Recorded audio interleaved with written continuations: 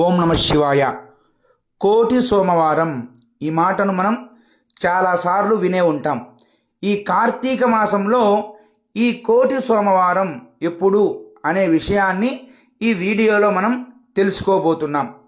ఈ 30వ తేదీ గురువారం నాడు శ్రవణ నక్షత్రం.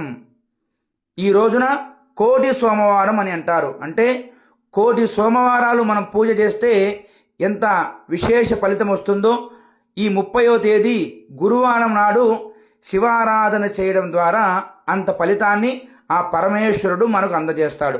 కాబట్టి ఈ 30వ తేదీ గురువారం నాడు ప్రతి ఒక్కరూ కూడా శివాలయ దర్శనం చేయండి, పరమేశ్వరుణ్ణి మనస్ఫూర్తిగా వేడుకోండి.